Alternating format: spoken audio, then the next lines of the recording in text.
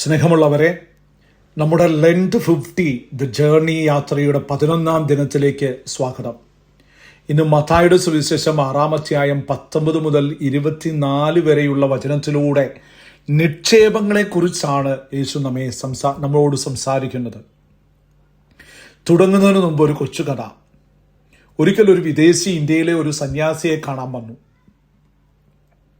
സന്യാസിയുടെ മുറിയിൽ ഒരു പായും വെള്ളം കുടിക്കാൻ ഒരു പാത്രവും മാത്രമേ ഉണ്ടായിരുന്നുള്ളൂ. അത്ഭുതപ്പെട്ട വിദേശി ചോദിച്ചു, നിങ്ങളുടെ ഫർണിച്ചറുകളും മറ്റും എവിടെ? സന്യാസി തിരിച്ചു ചോദിച്ചു, താങ്കളുടെ ഫർണിച്ചറുകൾ എവിടെ? വിദേശി പറഞ്ഞു, ഞാനൊരു യാത്രക്കാരനല്ലേ, കൂടെ കരുതാൻ കഴിയില്ലല്ലോ.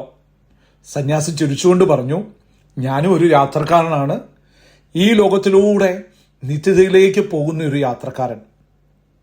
ഈ ലോകം നമ്മുടെ സ്ഥിരതാമസമല്ല എന്ന തിരിച്ചറിവ് യേശു ഇന്ന് നൽകുന്നത്. 3 കാര്യങ്ങൾ ശ്രദ്ധിക്കാം. ഒന്നാമത്തെ കാര്യം, എവിടെയാണ് നിന്റെ നിക്ഷേപം? Store up heavenly treasures. ഭൂമിയിലെ നിക്ഷേപങ്ങൾ തുരുമ്പിച്ചും കള്ളൻ കൊണ്ടുപോയും നശിച്ചു പോകും. സ്വർഗത്തിൽ നിക്ഷേപിക്കുക എന്നാൽ നമ്മുടെ സ്നേഹവും കരുണയും ദൈവത്തിൻ്റെ പക്കൽ ഏൽപ്പിക്കുക എന്നാണ്. നമ്മുടെ ബാങ്ക് ബാലൻസ് കൂട്ടാൻ കാണിക്കുന്ന ആവേശം പ്രാർത്ഥനയിലും നന്മ ചെയ്യാനും നമ്മൾ കാണിക്കാറുണ്ടോ?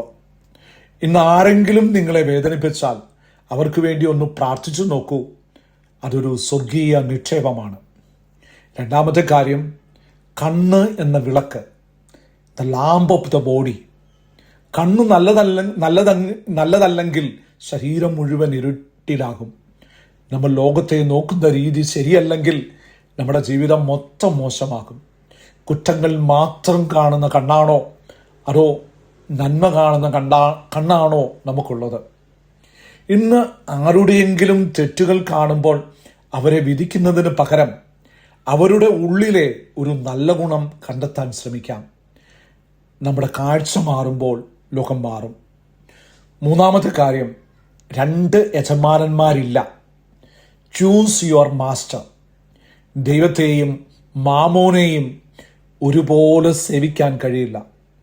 പണം നമ്മുടെ കയ്യിലിരിക്കണം, പക്ഷെ അത് നമ്മുടെ തലയിൽ കയറരുത്.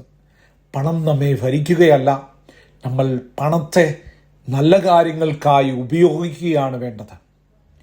ഇന്ന് പണത്തിന് പിന്നാലെ ഓടുന്നതിനിടയിൽ സ്വന്തം കുടുംബത്തെയോ സമാധാനത്തെയോ ബലി കഴിക്കുന്നുണ്ടോ എന്ന് ചിന്തിക്കാം. ദൈവത്തിന് 1ാം സ്ഥാനം നൽകി നോക്കൂ, ബാക്കിയെല്ലാം താനേ ശരിയാകും. 3 കാര്യങ്ങൾ. 1, സ്വർഗത്തിൽ നിക്ഷേപിക്കാം, ഹെവൻലി വെൽത്ത്. രണ്ടാമത്തെ കാര്യം, നന്മയോടെ നോക്കാം, പ്യോർ വിഷൻ. 3ാമത്തെ കാര്യം, ദൈവത്തെ സേവിക്കാം. ദൈവം നമ്മെ അനുഗ്രഹിക്കട്ടെ.